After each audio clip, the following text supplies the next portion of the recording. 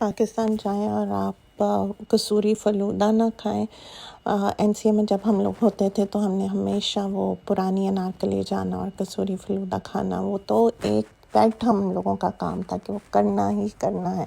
Friends के साथ भी इतना अच्छा टाइम गुजरा है एनसीए में।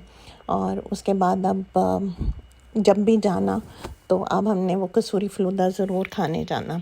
यहाँ पे लोग बहुत डिफरेंट किस्म का फ़लूदा बेचते हैं जो कि इतना सा भी उस फ़लूदे जैसा नहीं होता, ना ही वो कुल्फ़ी वैसी होती है।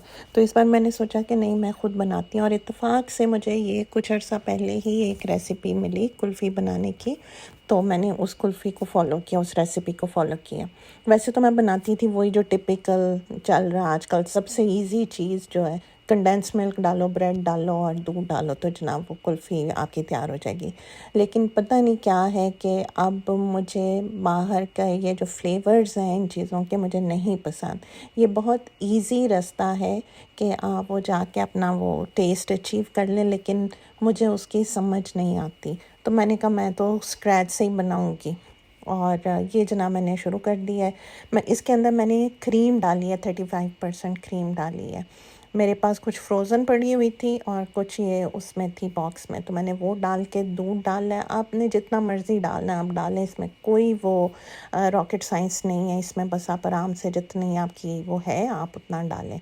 आप क्योंकि ज़्यादा डालेंगे तो ये जो है ना आधा रह जाता है, और वो उस तरह से फिर मैंने बनाई, इसको करते गई। अब ये मैंने सुबह कोई 11-12 बजे मैंने रखा था, और साथ में मैं अपनी रोटी बना रही थी, वही दाल माश की जो मैंने कल की थी। रोज़ाना नहीं खाना बनाती, तो वो जो लेफ़्ट ओवर पड़ा होता है उसको मैं बिल्कुल भी फेंकती नहीं हूँ। तो उसके साथ मैंने वो रोटी बनाई है हम दोनों के लिए, और मेरी और मेरे हस्बैंड के लिए। उसके साथ मैंने किचन में काम किया। तो जनाब वो कुल्फ़ी जो है ना मैंने सुबह 11-12 बजे के करीब रखी थी, और आप यकीन करें कि शाम 6 बजे तक ये पकती रही है। और अल्लाह का शुक्र है कि ये इस पैन में दूध बिल्कुल नहीं लगा। मैं बस आती थी, इसको हिला के चली जाती थी, आती थी, हिला के चली जाती थी। चूँकि इसके अंदर और कोई चावल वगैरह ऐसी चीज़ नहीं थे जो लगते हैं, तो इसलिए वो दूध बिल्कुल भी नहीं लगा। और क्रीम की वजह से ना वो ज़ाहिर है उसका ऑयल वगैरह भी था।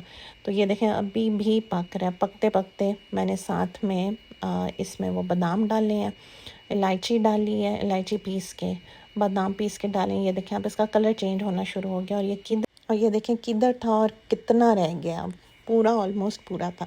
अच्छा जी, जो ओरिजिनल रेसिपी है उसके अंदर तो ये रूह कीड़ा नहीं डाला। मुझे खीर में बहुत अच्छा लगता है इसका फ्लेवर, तो मैंने बहुत थोड़ा सा डाला है कि इससे वो कुल्फ़ी का ओरिजिनल फ्लेवर भी ना जाए और मेरा जो है ना चास भी पूरा हो जाए। तो मैंने इसलिए थोड़ा सा वो डाल दिया है।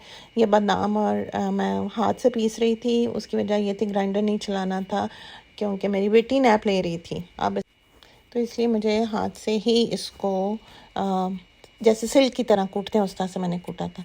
ये देखिए कितना अच्छा है इसका कुल्फ़ी वाला कलर आया है। अच्छा, अब इसके बाद मैंने इसके अंदर ये बादाम वगैरह डाल दिए हैं।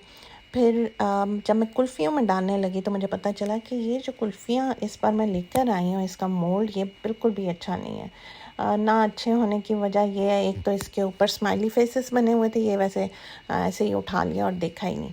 और दूसरा ये कि ये बिल्कुल प्लास्टिक है, और इसके अंदर जब डालते हैं तो ये ना डिंगा फिंगा हो जाता है। तो फिर मैंने थोड़ा सा लेफ़्ट ओवर जो था वो मैंने उसमें डाला है, इसको फॉइल से रैप करके फ्रीज़ कर दिया। और ये देखें जी मेरा वो तैयार हो गया सिवाय स्माइली फेसेस के, और वो आप उसको बिल्कुल ना देखें। अब मैं इसका फ़लूदा भी बनाऊंगी कुछ दिनों में इंशाल्लाह।